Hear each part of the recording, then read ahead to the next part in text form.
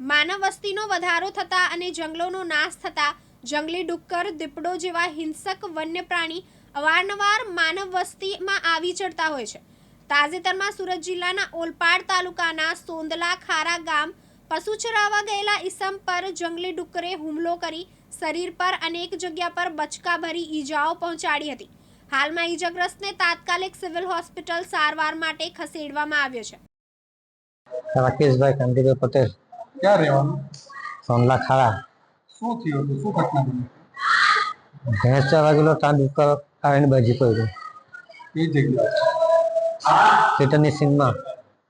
જિલ્લાનું નામ શું? સુરત જિલ્લો. ઓલપાડ તાલુકો, સુરત જિલ્લો. કોણ બચકા કોણ ભણાવ્યો?